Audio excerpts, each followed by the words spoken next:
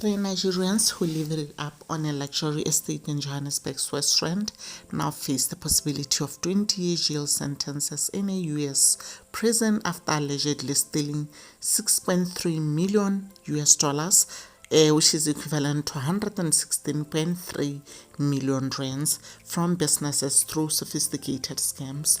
The U.S. Attorney's Office in the District of Maryland announced last month the first of the three alleged scammers. Gossip Goodness Simon Ebo, 29, had been extradited from the U.S. from Canada and was scheduled to appear in court on April 14 to face a federal indictment. But before escaping to Canada, Simon Ebo lived a life of luxury, allegedly off the proceeds of crime in Johannesburg with Junior Aliyo, 29, and Henry Onyadikachi Ekchefi, 31.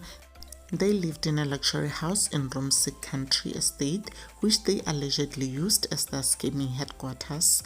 Aliyu, who used the Noms Diguri, Old Soldier, and Ghost, was arrested in Sandton last year at another luxury residence, despite rumors allegedly spread by Aliyu himself that he is a free man. He remains behind bars and will be appearing in the Randburg Magistrate Court later this month, where he hopes to convince the court to grant him bail. In 2021, Aliyu was arrested by the Hawks in Sandton on fraud charges relating to an allegedly fraudulent South African identity. Times Live reported that last year, after Aliyu's arrest in the 2021 charges, he was mysteriously released despite prima facie evidence. He had defrauded a bank using the fake name Msweli Velenkosini to open a bank account. A Times Live investigation found that after Aliyu's arrest by Interpol last year, he allegedly managed to have biometric information linking his fingerprints to his fake identity deleted from the Department of Home Affairs National Identification System, HANIS. After a Times Live inquiry into the incident, the department placed an official on precautionary suspension for allegedly deleting information linking Aliyu to the fraudulent identity. Law enforcement sources claimed Ekchefi and Simon Ebo were both arrested in Canada.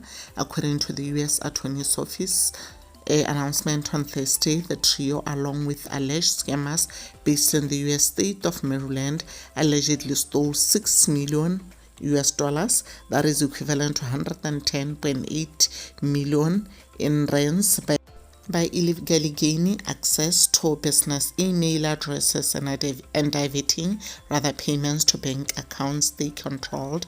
They were charged with conspiracy to commit wire fraud and money laundering, and for wire fraud and money laundering charges related to a business email compromise (BEC) scheme with losses of more than $6 million.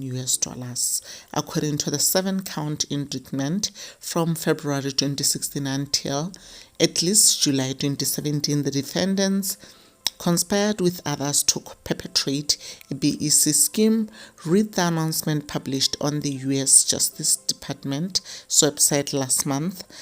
Specifically, the indictment alleges the defendants and their co-conspirators, including co-conspirators residing in Maryland, gained unauthorized access to email accounts associated with individuals and businesses targeted by the conspirators.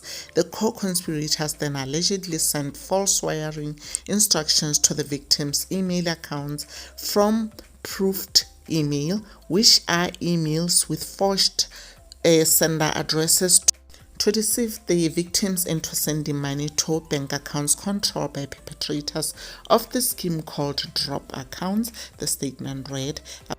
According to the U.S. authorities, the group distributed their loot to hide the true ownership of the assets. They allegedly did this by, among other things, withdrawing cash, which would explain Aliyu's lavish expenditure on top-shelf liquor in Sandton nightclubs, as chronicled in his Instagram account under the handle Old Soldier.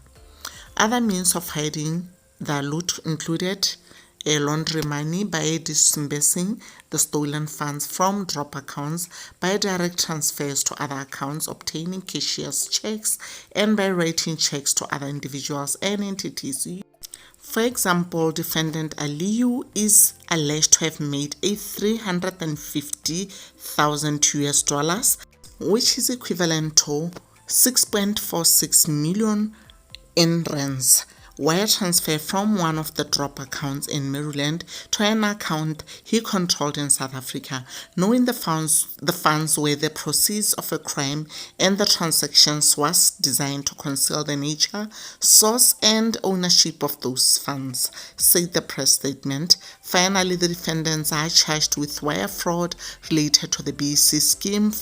Specifically, Simon Ebo is charged in 3 wire fraud counts involving 6.343.533.10, which is equivalent to 170 million rands in victims' funds being wired to accounts controlled by conspirators, the statement read. According to the statement, if convicted, the defendants each face a maximum sentence of 20 years in federal prison for the wire fraud conspiracy, for the money laundering conspiracy, and for each count of wire fraud.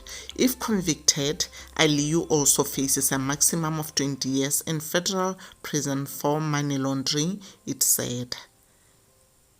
That was all that I had for you guys. But yo, guys, honestly, we are still going to hear things about scams, guys. We'll end up being scammers as well, honestly. Because I didn't even know about these things, guys. I didn't know about this wire frauds and whatever they're called. Yo, guys, people do things. People steal. People enrich themselves, guys.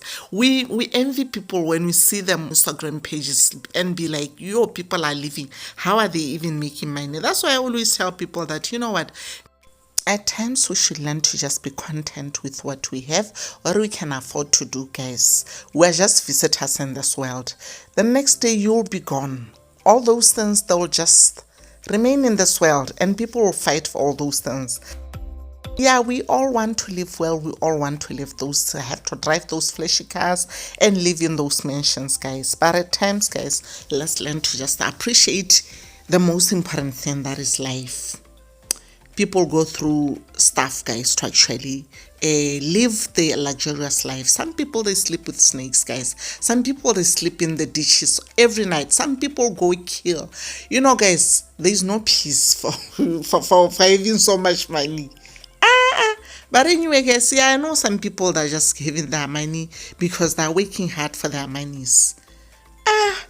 Even that, guys, you still struggle, you suffer. To make money, you suffer. Anyway, guys, thank you so much for checking out this video. I'll see you on the next video.